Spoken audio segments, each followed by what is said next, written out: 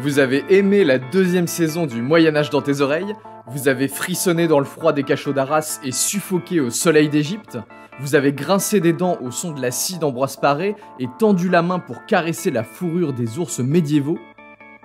Alors accrochez vos ceintures et laissez-vous guider, on embarque pour un troisième voyage dans les couloirs du temps. C'est parti!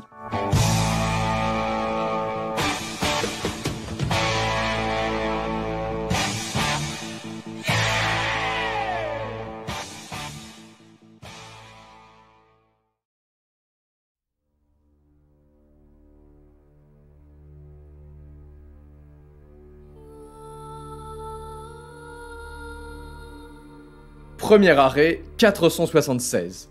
Mesdames et messieurs, bienvenue dans notre épisode numéro 13, la chute de l'Empire romain. Gardez bien les mains à l'intérieur du véhicule, il y a des barbares qui rôdent un peu partout par ici. Ne vous en faites pas, vous ne risquez rien. Regardez un peu comment ils se déchaînent sur le vieil Empire romain. Ça fait froid dans le dos, pas vrai? Mais rassurez-vous, tout ça, c'est du cinéma. La réalité était beaucoup moins catastrophique et on va découvrir tout ça ensemble. En attendant, nous, on repart en direction de l'épisode 14.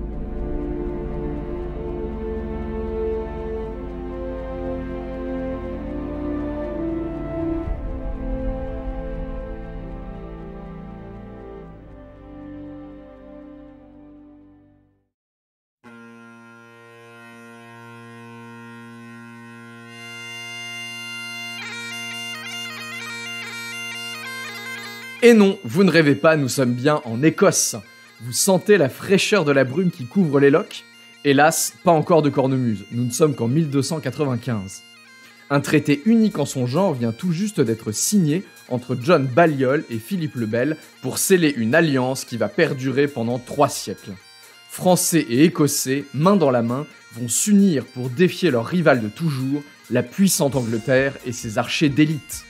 On découvrira tout ça dans l'épisode numéro 14 sur la Old Alliance.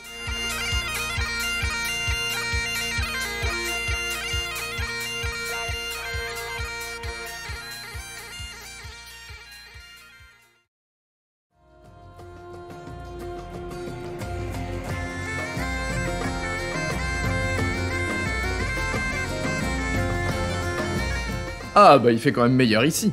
Mais où sommes-nous ? Eh bien dans l'épisode 15, voyons. Là, on dirait un comptoir vénitien, mais il y a quelque chose qui cloche. Je viens de voir passer un crocodile dans la rivière. Et oui, à partir du XIIe siècle, les Italiens commencent à étendre leurs activités commerciales de l'autre côté de la Méditerranée, mais aussi vers le nord, en direction des foires de Champagne et de la mer Baltique. Nous allons les suivre, eux et les marchands des autres grandes villes commerçantes d'Europe, pour tenter de retrouver les traces de ce premier capitalisme médiéval des bords de la mer Noire aux profondes forêts de Russie.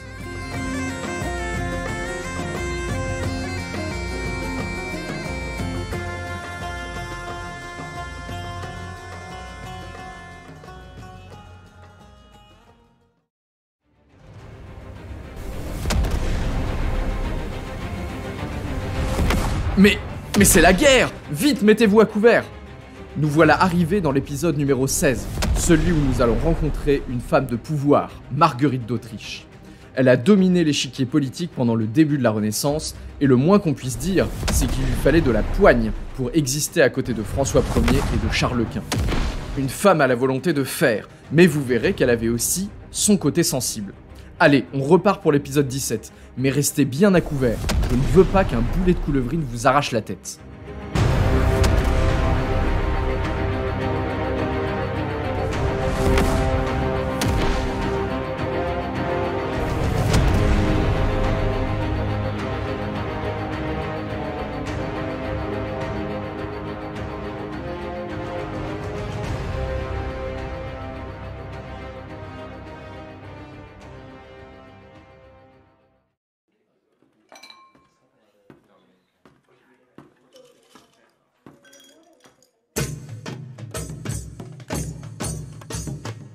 Ouf, bah c'est quand même plus calme ici, hein. Bon, vous vous demandez peut-être pourquoi on est dans une taverne. Déjà, on vient boire une petite bière, parce qu'avec tous ces sauts dans le temps et dans l'espace, moi je commence à avoir soif, pas vous?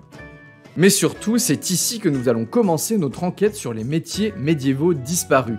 Une enquête qui va nous occuper tout au long de l'épisode 17. Tenez, on n'a qu'à commencer avec cet homme là-bas, il a l'air un peu louche. Tiens mais d'ailleurs, c'est quoi ce truc qui pend à son bâton? On dirait un... Ah zut, pas le temps, on doit repartir.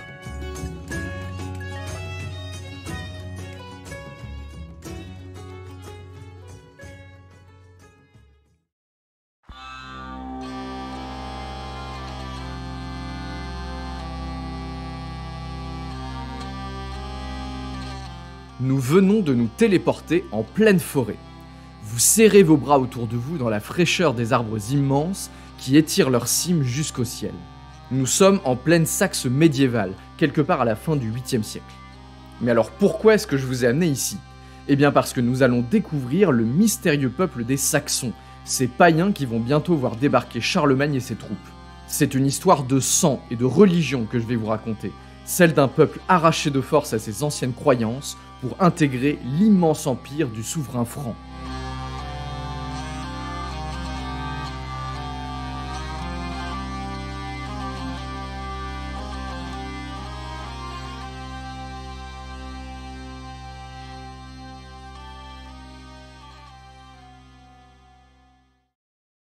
Alors, ce petit voyage vous a plu?